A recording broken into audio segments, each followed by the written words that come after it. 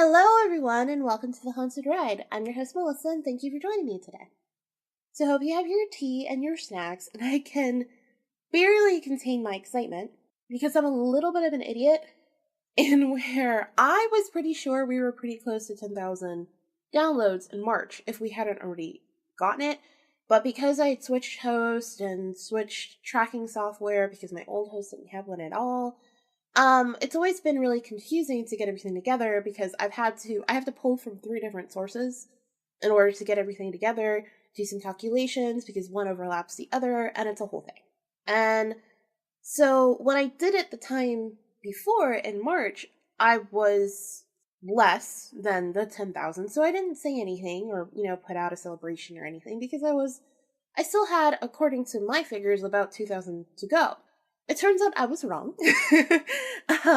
One of the things that was saying it counts something doesn't, so I had to pull it from something else, and it was a whole thing, and it was ridiculous, but I got it all together last night, and it turns out that we not only hit 10,000, we passed it, and you guys are blowing my mind. That means so much to me that you all really love this podcast. Like, I know that people do because I get emails, I have stories to read for you guys today. I see it when people go and they check out a post on the website, no matter how silly or how long it is. I see it when people interact on social media.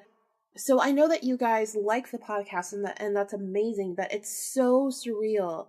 So just from the bottom of my heart, because I don't say it enough, every episode I really should have changed the name of this podcast to the thank you ride, because I'm constantly thanking you guys for stuff, but I have to, because if you weren't here, I would just be talking into dead space, which is what I do when I record this podcast, but in the hopes that someone else out there is going to listen. So just thank you guys so much. I really appreciate every single one of you. You guys are amazing. Now, before we get into stories, to make sure that I cover everything, because we have so many things that we do now, if you can, subscribe to the podcast, write in a review if you are so able to and would like to, or rate the podcast. If you want to send in a story, you can go to thehauntedride.com and send us your story, or you can email it. I get a lot of people who just email it, which is fine with me too. And that's at thehauntedride@gmail.com. We have services. We have a paranormal and spiritual advice service, which is basically me just attempting to help you as much as possible. I now have a couple more people signed up for that, and it really makes me feel really good to be able to supersede what I thought this podcast was going to be and actually be able to help other people, and be able to actually intimately converse with you and be able to share anything that I can that might help you, or even just be an open ear.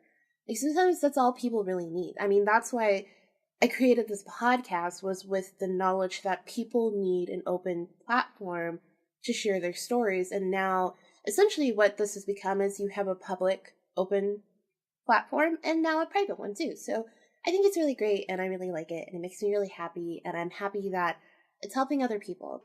I think that's it. Oh, we have a Patreon episode coming out because, again, as I quoted earlier, sometimes I can be a little bit of an idiot in where normally I try to record the Patreon episode in the middle of the month on Saturday, but I don't know, I've been doing so many different things and working on so many different things, and I've been doing all this stuff and forgetting what day it is, which the 15th would be tomorrow. So really, the episode should have come out yesterday. It didn't, alas. But we're going to fix that. So, yeah, I think that's all I've got for you guys as far as business stuff goes. We are going to listen to a promo. One of the most wonderful things about podcasting is the people that you meet. And I've talked about this person a lot on the podcast. They've been really great. And so I'm really excited to be able to share their promo. So without further ado, we'll get into the promo, and then we will get into some awesome ghost stories. See you guys in a second. Have you ever wondered what draws certain people to stories and places filled with mystery or fear? Why some seem to experience things just beyond the explicable, be that considered paranormal or supernatural? If you ask me, or even my grandmother, we'd tell you there's definitely a thread that ties these people and circumstances together, something more than simple chance.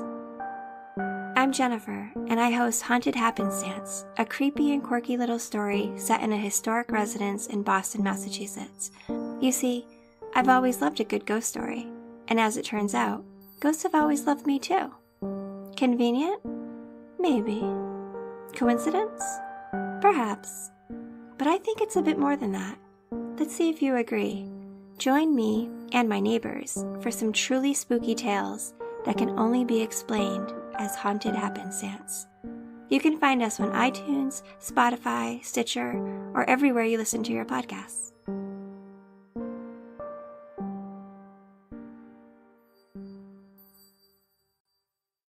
Okay, and we're back. And if I can stop myself from talking a mile a minute, because I'm still super excited, we can get into some ghost stories. So the first one is from Nikki. Thank you, Nikki, for sending this in. I'm super excited to read it. I've read bits and pieces of it, like, randomly, so I'm really excited to get into the whole thing. So it says, "Hi, I don't usually tell my stories, but I am fascinated listening to others tell theirs. I'm not sure if I would be classified as a skeptic or believer. I think I fall somewhere in the middle. I've had plenty of weird things happen, but I've never talked to anyone about them to see if there could be a reason. I also don't judge others for their stories." Thank you for that. That's really awesome, by the way. "It's at least real to them, and I find that cruel to just decide it didn't happen, especially when you weren't there. So I guess I could say I'm open to the idea." Nikki, I already think you're a wonderful human being. So she goes on to say, "My first story happened when I was in elementary school. I was in 6th grade, and I just finished the school's babysitting course and babysitting first aid, which is really cool that schools had that because I know mine did not. I was really excited to start watching kids, and it happened that my younger cousin was staying for a few nights to visit my brother. They were both 2 years younger than I was, but my parents decided to go out on a late dinner and leave me in charge, thinking it would be easy start to babysitting. Everything went pretty smoothly until about 8:30 p.m., just when it was starting to get pretty dark outside. I think it was my brother who pointed out the weird noise. It sounded like an animal running around on our deck every few minutes. We could hear it thumping and what sounded like dog's nails making a kind of clicking, scratching noise. Our house was a single-floor ranch-style home that had a large picture window next to the front door looking out to the front yard, and one of our aunt's houses next door.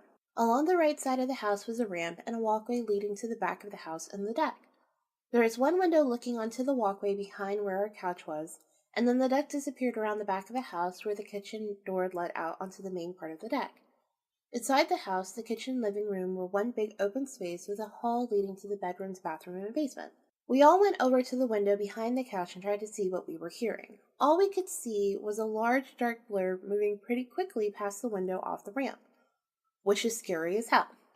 Really, really scary. My brother went to the big picture window trying to catch what it was as it moved into the front yard. He still couldn't see it because it turned and went down the driveway towards the road, where it turned around and started moving back to the house. Then it turned and ran up the ramp again. I stood at the window behind the couch and still only saw a dark blur. My brother and cousin went to the kitchen door to try and see as it came around onto the deck. My brother said it looked like a bear or a large dog with really weird legs. He said they were long and looked bent funny. I stayed by the window looking onto the walkway trying to get more detail. I passed the window a little slower and I saw that the legs looked like it was a person scrambling around on their hands and feet. What? Fuck! Not the knees. With their knees and elbows bent out so they looked like they were moving sort of like a spider. What the fuck? No! Holy fuck, that's not where I thought this was going. This is not where I thought this was going at all. I have chills all over my body. Fuck no to that shit right there. Okay. Fuck. Alright. Okay. Still with only 4 legs though, not 8. As it was moving pretty quickly, I told my brother it was definitely not a bear, maybe some sort of deformed dog or coyote. We lived in a very rural area with lots of woods and wildlife around. The next time it came up the ramp, it almost paused by the window like it knew I was watching it, but kept going. Great, okay, so it's interactive. Like, it's not an idiot. So it's not just, like, repeatedly trying to scare the shit out of you. No, it knows you're looking at it. Like, oh no. At this point, I was starting to get that creepy crawly feeling all over my skin and goosebumps. Yeah, I have it too, Nikki. My cousin was starting to cry, and my brother was on his way to look out the window with me. On the way back down the ramp, and before my brother made it all the way to the window, whatever it was stopped and turned its head towards the window and looked at me. Its head turned like a bird's head, like it swiveled around instead of just turning the neck. What the fuck? Fuck no. Oh shit. Okay.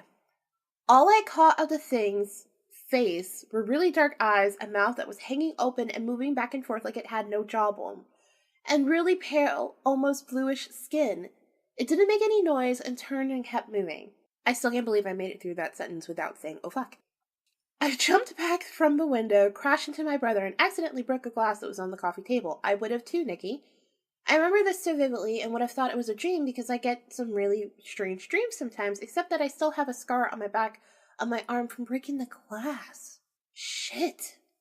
After that, we locked the doors and stayed huddled with the TV volume turned up. We heard the thing run up and down the deck and ramp probably another dozen times, but we didn't look out the window again. When my parents got home, they could tell we were scared, but all we told them was some animal kept running onto the deck and it scared us.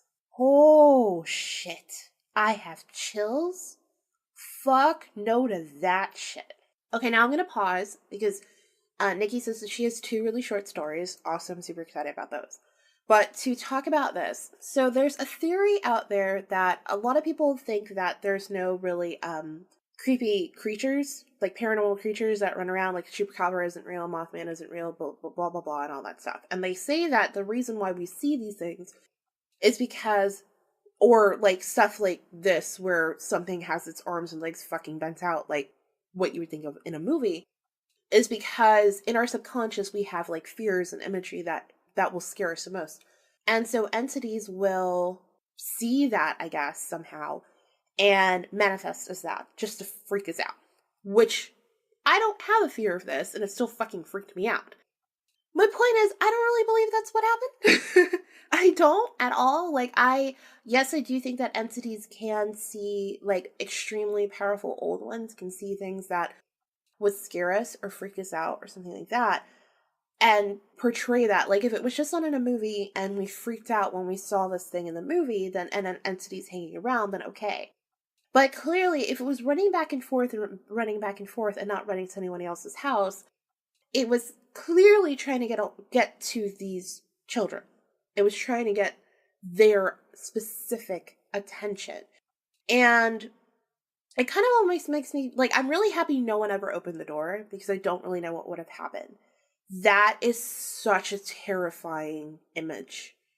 Like, and the fact that you saw it so clearly, Nikki, and everyone else could clearly, like, hear and see this thing moving back and forth so fucking fast. It's so creepy. It's so creepy. So I'm so happy that you guys just stayed inside, that you locked the doors, and that you had your TV on, and you just stayed with one another. I really said that you never were able to tell anyone that, though, because I wonder if anyone ever saw it on their own and just never said anything either, not wanting to freak you out, same way that you didn't say anything, not wanting to freak anyone else out. So thank you so much for that story to begin with, and holy shit. I have no other words but holy shit. Now on to your 2 really short stories. After I got married, my husband and I lived in an old Victorian home that was turned into a 3-family home. We lived in what was an attic or storage space turned into an apartment for about 3 years. At this time, my husband worked late shifts getting home at about midnight, and I worked early and got home about 4 p.m. So I was home by myself a lot of the time we lived there. I remember many times going to bed before my husband got home, and I'd be laying there either reading or trying to fall asleep, and I would feel the bottom corner of my bed sink down like someone sat on it. Oh, that's great. I'd always get really still and slowly try to move my legs away from that area of the bed. Nothing more ever happened, but each time my heart would jump when I felt the bed sink. Mine would too. Someone told me that maybe a pet or an animal spirit was laying at the end of the bed. Not sure what I think, but it always made me nervous. Even at the house we live in now, if I am in bed alone early in the morning or late at night, I can sometimes feel one corner of the bed sink down. Okay. So, I don't like that. I do not like that it is tangible enough to make a physical indentation in your bed or give you a sensation of a physical indentation in your bed. That's really creepy. I think it's awesome that you can deal with it, and that you don't get any other feeling from it, like that it's like bad or good or something. It just makes you nervous. Which I think if anyone saw that, they would get nervous. Like, they would get a little anxious because there's nothing there. Clearly, apparently, it likes you if it decided to not stay at the Victorian house and stay with you. I wonder if, like, maybe I kind of could agree with, like, maybe like a spirit animal or like a old ancestor who's just kind of maybe watching over you or something. But it's still nerve-wracking when something can be so tangible to make a physical thing or item change. And it says, lastly, when my daughter was a little over 1, we still used the baby monitor because she would get night terrors. There was a period of about a month or so when she would take a nap that I would hear really strong breathing over the monitor. And the chills are back. The chills are back, Nikki. Like her mouth was pushed up against the other end, which was impossible because we have it mounted up on the wall way out of her reach. I always went in and checked on her, but she was on the other side of the room in her crib. I sit there listening to the weird noise on the monitor, and it would slowly get louder until it sounded like someone was clearing their throat over and over again, and it would stop. We tried different monitors, thinking there was some kind of interference, but they all did the same thing. I put the original back, and after another week or so it stopped and sounded normal again, and we haven't heard it since. Thank you and hope you enjoy my stories, Nikki. So yeah, I really enjoyed them. So was the one that you had there originally, like, I wonder, was it given to you or something? Or did you, like, kind of get it at a secondhand store or something like that?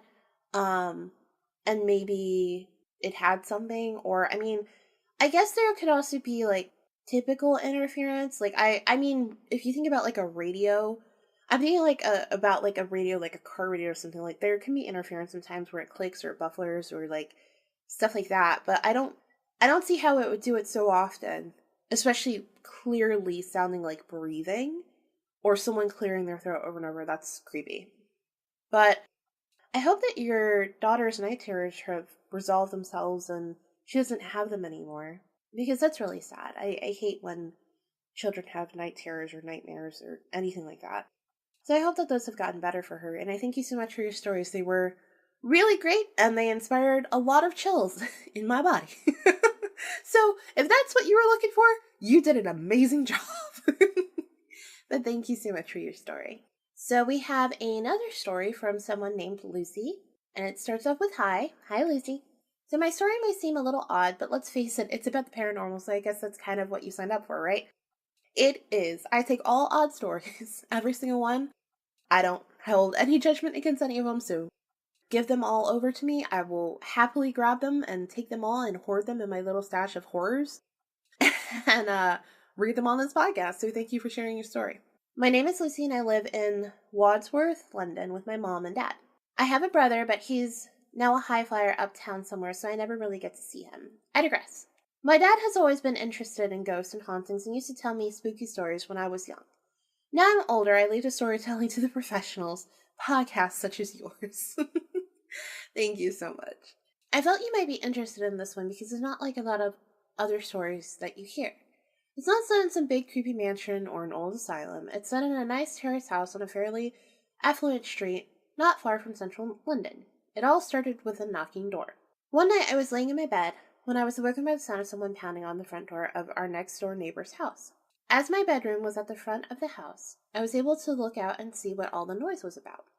When I got to the window, I could see the front door, but there was no one there. The banging, though, continued, and eventually my dad went out to see what was causing it. As he stepped outside, the banging stopped. I had heard weird tales about the house from a friend of my dad's, but this was the first time I'd experienced something strange for myself.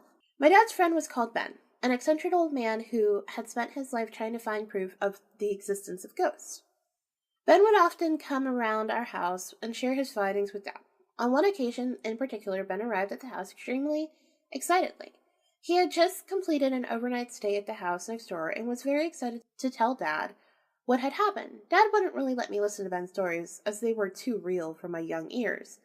Anyway, on this occasion, I went against my dad's wishes of going to my room, and instead sat in the hallway listening to what Ben had to say. This was his story. Ben worked for the SPR and was sent to supposedly haunted locations around London. He was very skeptical about the existence of ghosts. At least he was until he spent the night next door. The house next door was owned by a family. I knew that the missus of the family had been left a widow and became a recluse after her beloved husband had died. The house was supposedly haunted by the spirit of her husband and had been reported to the SPR by a removal company whose employee had been too scared of occurrences there to continue with her duties. It was Ben's job to find out if there was any truth to it. This is what I heard him telling my dad he had experienced next door. I tried to write it as if I was Ben using what I've heard him saying. Hopefully you'll see the relevance of the knocking door at the start of this email. I arrived at the house after a brief meeting with the missus earlier in the day. She had graciously allowed me to spend the night at her house without anybody else being present. I locked the door and set myself up in the living room. The house was old and tatty, but fairly welcoming and comfortable. The weather outside was frightful, not raining, but windy. So windy. I had no sooner settled down in the chair when I heard a noise coming from the hallway. At first it sounded like a scraping sound, and then there was a small bang and the sound of glass breaking. I got up and went to see what had caused it. As I made my way down the dark corridor, I saw a frame on the floor. It was lying face down. I picked it up and saw that it was a photo of what I assumed to be the missus.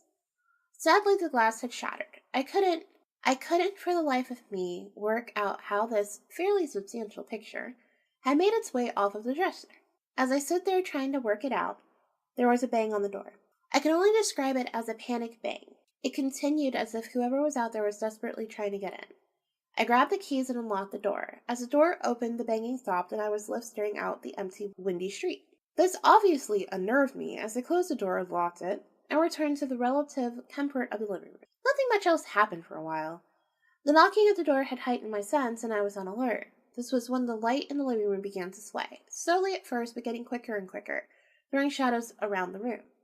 This is when I thought I saw her. As the light flickered from side to side, I was sure that in the corner of the room, I could see a figure stood not moving.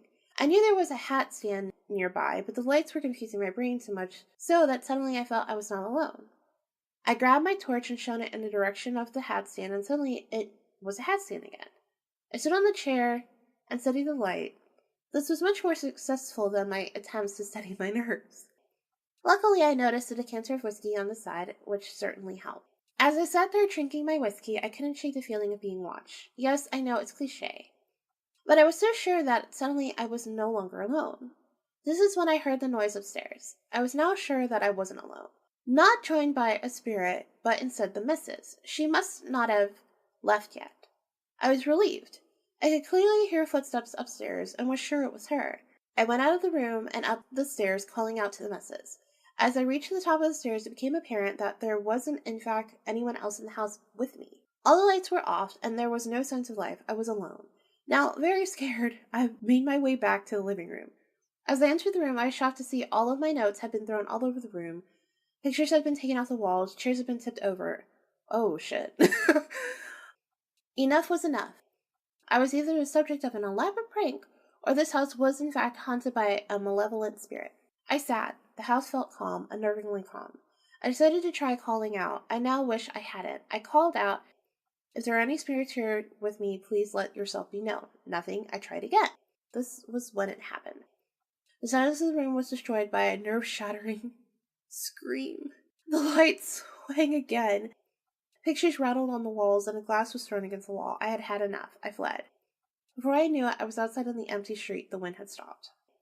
So this was, just in case anyone is confused, Lucy wrote this as the story that she had heard from Ben, the guy who went over to the house and then came over to tell her dad, like, what had happened. So that's where all the story is coming from, is her memory of what Ben had said and the story he had told. So now this is Lucy speaking. The reason I thought I'd write this down is because my dad has asked my brother Sam and I to help clear out the loft of the house next door. Nope. No.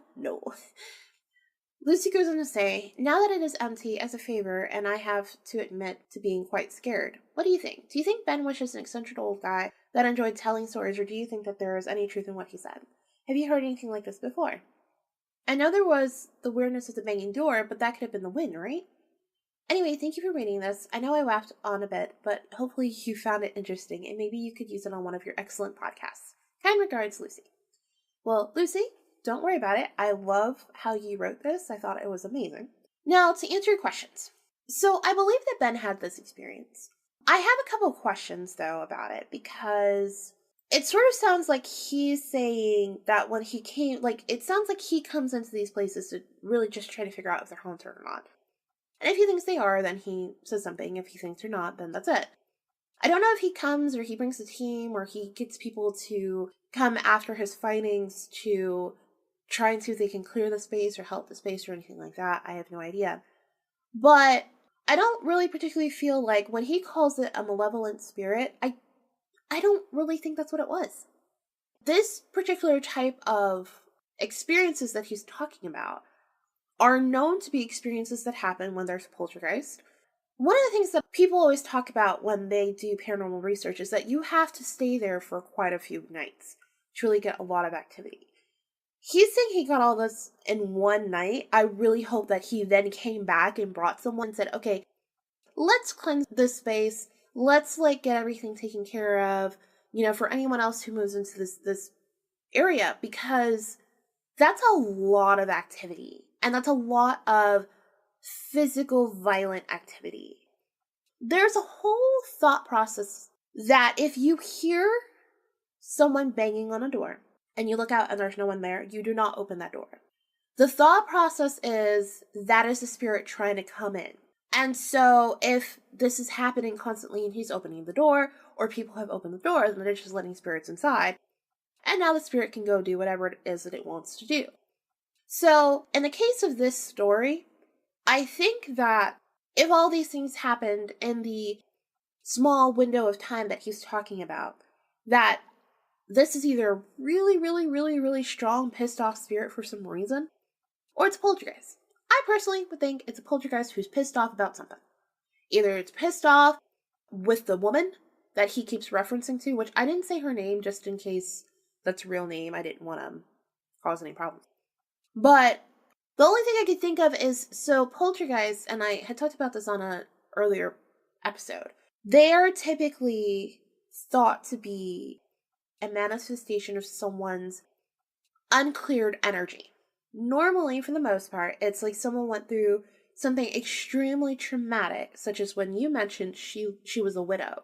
She lost her husband. And so then all of this activity starts happening, and typically it will only be pointed at one particular person. And only that person. So only if that person resides in that space, lives in that space, owns that space, that's where the occurrence happens, something like that, right? So I would think that all of this activity would be poltergeist activity, and so the house would need to have a cleansing. She would need to have a cleansing. She should go somewhere and talk about how she's feeling so that she doesn't create this again.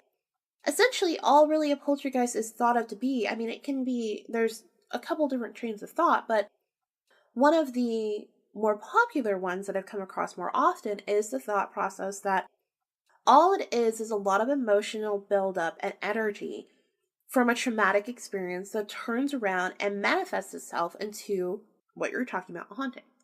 So I don't necessarily think that he was making it up or anything like that. The podcast is meant to be a place where people can feel welcome, and that any story, whether they are making it up or not, just feels accepted no matter what. If someone wants to make it up, that's on them.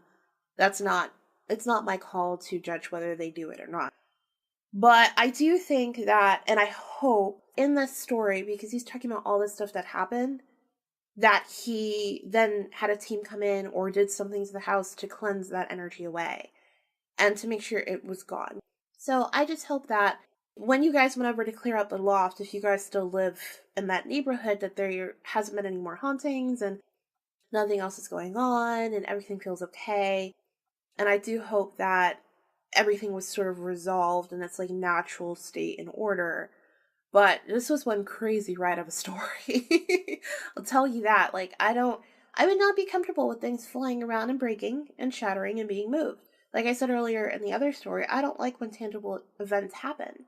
Because for a spirit to do something in our physical realm takes a lot of energy. So that's all I really have to say about that. I hope that answers some of your questions. But thank you so much for this story. This is an amazing story. All right, and we have one more story. Now, let me explain how this story came about. So I was asking for spirit animal stories because I was going to mesh it into the episode with Courtney and Andrielle, where we were talking about spirit animals a lot, and I just wanted other people's stories to kind of bring it all together. But I got the one, and then I looked at like how it was broken apart, and I was like, okay, it's already long enough. I'm not going to put this in here. So I've had this story, and I read it, and I thought it was freaking amazing, and I've been wanting to share it for a while now, and now I can finally do it, so I'm so excited. So this story is from B of Three Fates Paranormal. You guys should definitely follow them. They're amazing. And I will put all their information and stuff in the show notes of the podcast. So if you want to follow them or hear more of what they've done, this is actually from their blog. So they also have a blog, so you can follow that too. I also want to say that I love how this is written because the first thing is call to your spirit guides, they said. It will be fun, they said. I think that's fantastic. So B starts off to say, well, what they didn't say was what your spirit guides could be. Sure, I was warned that your spirit guides can sometimes be, well, snarky. Which they can. We talked about this last episode. I was also told they can sometimes be too blunt. That's also true. So, of course, when I asked for them to show themselves to me 3 times, I asked that they do so gently, as I was not sure if I would be able to handle such a blunt reveal. I figured it'd be my grandmother or long-lost dead relative. I've only ever heard of spirit guides from my friends being either relatives or humans. The occasional spirit animal here or there, but always a cliche, wolf, eagle, bear. I only worried about who my guide would be. I didn't really worry about what animal it could be, and I definitely didn't worry about what type of phobias I had. This is getting so fucking good. I would also just like to say that no, your spirit guide can literally be like fucking anyone. You cannot even know the person, and that can be your spirit guide. It could be someone from a past life, someone that you affected in a past life, someone that you were in a past life. It can be a spirit animal. It can be a dick. Like, it can be anything. So, yeah, this is, I'm so excited. Let's say you're deathly afraid of snakes and just walk into your kitchen after an emotional night. It's 4 o'clock in the morning, you haven't slept in 48 hours, and there, on your kitchen floor, is a full-sized adult garter snake. Stumble past it, not noticing it at first, too tired and looking to put items away from a late-night trip to this 24-hour supermarket, which, again, you went at 4 o'clock in the morning? Like, damn. I don't go anywhere at 4 o'clock in the morning, except back to sleep. You head back and notice a rope on the floor. Suddenly, an instinct within you that you didn't even know exists kicks it, and you stop staring at the quote-unquote rope. Your significant other is not far from you, and you look at them and go, is that a snake? Feeling silly, the coil on the floor looking more and more like one, and less like anything else. You watch your significant other move towards it. How did that get in, they ask. Your anxiety kicks in, suddenly you're crying and shaking. There's now a bucket over the snake, and you're grabbing for your keys. You're out of the door in 30 seconds with only one solution. You're going to live in your car for the rest of your life, because there are snakes in your house. Obvious solution. Yeah, you know, when you ask for them to appear, they do like to send you signs. Okay, maybe that's not the obvious solution for everyone. So after 3 different people trying to convince my crying, blubbering mess to go back into the house, I surrendered and went back inside it.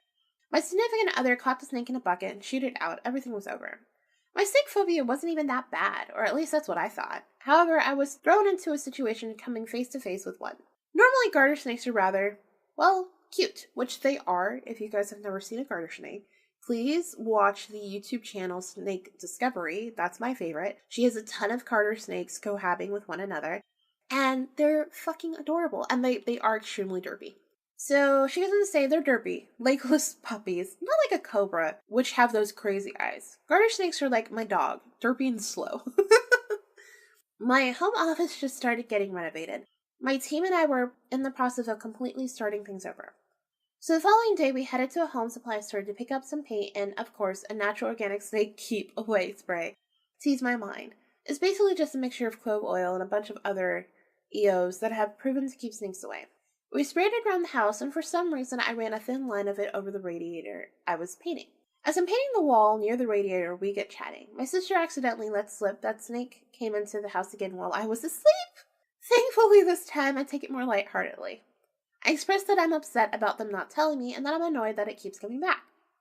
As if on cue, the little brown danger noodle begins to slither up out of the radiator I was just painting. B, you asked for them to appear. I drop the paintbrush and run over behind my mom, because even as an adult, I still hide behind my mom. This time I'm more surprised and anxiety-filled like the previous. Why does this thing like my house so much? I begin, then I pause, remembering something important. I had just attended my friend's spirit guide seminar. I had just asked my spirit guides to make themselves known to me 3 times. Over the chaos of the last few weeks, they hadn't had the chance yet. However, the snake had just finished making itself known to me for the 2nd time when it showed up for the 3rd. It's been 2 years since the Danger Noodle showed up, and I haven't had any more experiences with the snake after having shooed it out the 3rd time. The only other mention of a snake in my life has been an intuitive telling me that my snake is my power animal, without having any knowledge of the past events. Which I would also like to say that a spirit animal and a power animal are different. I just learned this the other day thanks to, This Is Where the Magic Happens. They're apparently, really different. So, apparently a spirit animal is thought to be, your past life self and an animal. And then your power animal is, a guide, which I had never heard, but that's apparently the difference between the two. So, when they're saying that her snake is her power animal, they're not saying that she was ever related to a snake or a past life in snake. Just that a snake is very important for her. So, there's, spirit animals, power animals, and totems. And so, that's sort of difference between the spirit animal and power animals. And totems just show up in your life to help you get back on track. B goes on to say, a snake is my spirit guide. I mean, I guess it makes sense. I'm a follower of Dionysus, and the serpent is sacred to him. Both he and his followers are sometimes shown wearing snake crowns, and his followers were believed to be able to charm them. If that's true, hopefully I'm charming them to stay far away from me. I really love this email because there's so much great things in there. So when people ask me all the time, how do I get in touch with my spirit animal? My response is just ask them to show themselves. You don't have to do anything else. Typically, a lot of what happens in this whole paranormal world is just you letting your guard down to be able to believe in something. So when you're saying, hey, can you just show yourself to me, please? For half a second. What you're really doing is you're allowing that idea to form. And what you're supposed to do when you ask for a spirit animal is you'll notice something that keeps flying by. It might be birds. It may be different types of birds, but birds a lot. And sure, for instance, in Florida, there are a lot of birds. But you may notice that you seem to be noticing them more often. And that typically means there's something in that. There's something that's trying to happen here. So you just give it a little bit more attention. That's what's going on. And the same way where in B's story, the snake appeared 3 times. She asked 3 times. So there's a correlation. And it's appearing and trying to be around her somewhere she's going to see it. But then other people are interfering or helping her, assisting her to get it out of the house. So it's just trying to pop up and be hey, I heard you wanted to see me, so I'm here. And it's really great that it was a garter snake, because if it was that any snake could get in there are numerous snakes that would have got in there. That's not the case. It was just simply, she asked and answered. A little bit more scary than she expected. So that's all. But that is all I have on the story front for you guys. I'll have some other stuff coming up, but we're going to have a poll. The poll is going to be about our next mythology episode. So I'm going to put a link to the poll in the description of the podcast. I'll share it on social media, and I'll be on the website. It's going to be the same poll just so that everyone can get to it. And it's just going to be, what do you basically want to hear for our next mythology episode? Because that's what we're going to have, I believe, next week. So take a look at that. Look at the description of the podcast if you don't mind and you want to be able to share your opinion on something that is the next episode of our podcast. Just click it and vote. But that's all I have for you guys today, except for what I learned this week that I want to share with you guys. So there's actually 2 things. One I had completely forgot about until I was responding to somebody's email.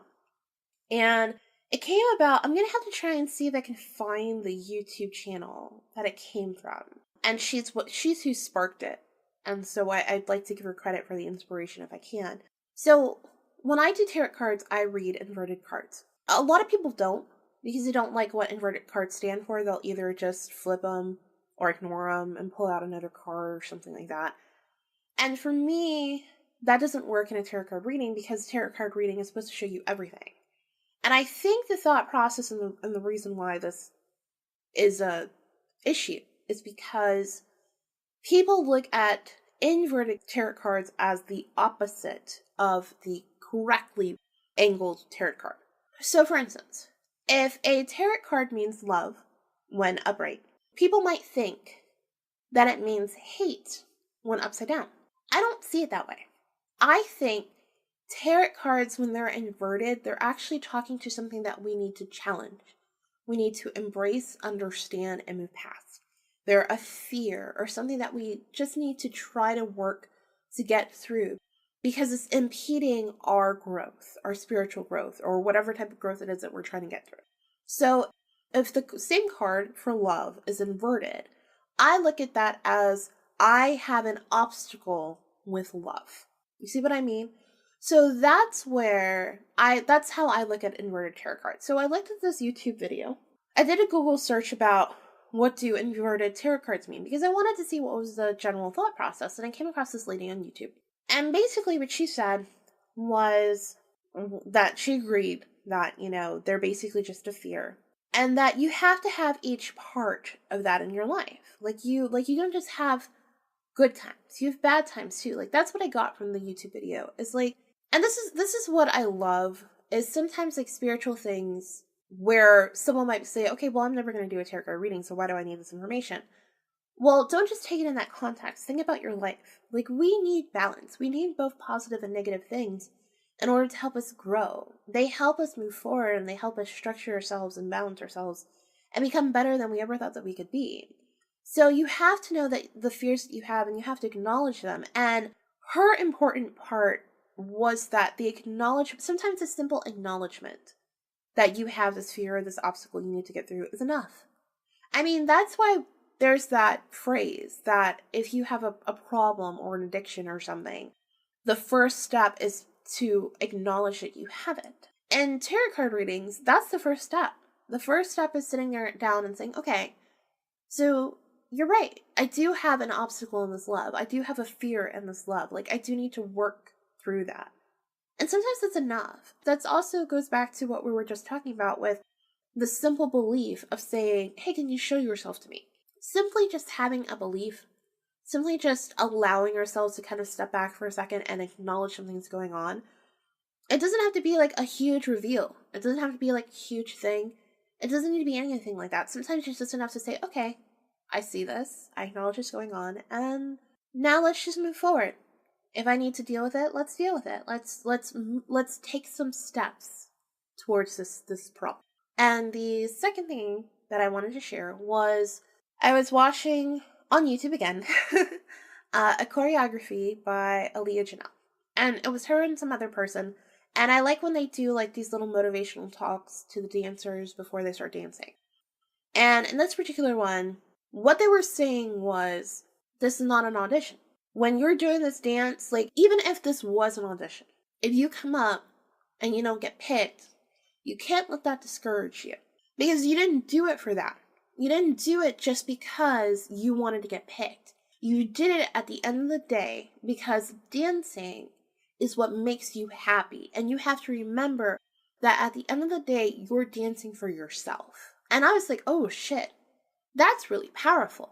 I have a lot of insecurities when I'm doing something, especially creative, because art is subjective. Someone might find something beautiful that you don't find beautiful, including your own artwork. And so that can be really scary. And when I heard that, like, you're doing it for yourself, like, it's kind of like saying, like, what does it matter if that person, like, vibes with it or accepts it? Or anything like that. What does that matter? It doesn't. Because you didn't work this hard for that person. You worked this hard for yourself. And it's like, whoa. When you sit back and you think about that, when you sit back and you're like, holy shit, like, you're right. Like, I worked this hard for myself. It's the same thing with this podcast. I've had tons of insecurities about this podcast and how it was going and how I was doing with it. And if I needed to change something, if I needed to improve something, what could I improve? And you have to think about that when you're doing a podcast. You have to, because as time goes on, you're going to change. And so that means your podcast is going to change. And so I had to sit back and I was like, okay, at the end of the day, why did I start doing this? For me. I did this because, in my opinion, this was going to be a good thing. I was going to be able to help people. And in helping people, I was going to feel like I was fulfilling a purpose of my life.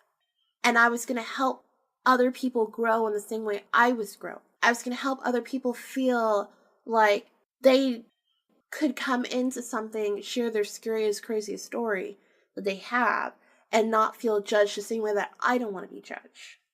It was a balance. It was I want to project these things out to other people, and I want to accept them for myself too. And that's what happened. And that was enough. That's it. That's all that it becomes. That's all that needs to happen. Is it needs to be enough for you. That's it. That's why you work so hard. So when you're scared or you're going into something, especially if it's a project or a thought or an idea or yourself that you've worked so incredibly hard, keep that power for you. Don't let anybody else hold that power, because you are a beautiful soul. And the force and energy that you put into this task, that speaks volumes. That creates waves. But you keep that for you. You don't let anyone else take that away from you. Because that's why you started this to begin with, for yourself. Because you needed it. And you loved it. And you had a passion for it. And you keep that going. So, that's all I have for you guys today. I hope you liked the episode. I adore each and every single one of you. I think you're wonderful people. Take care. Stay safe. Be good to yourselves and others. Love yourselves and love others. And like we always say, don't let the ghost get you. Bye.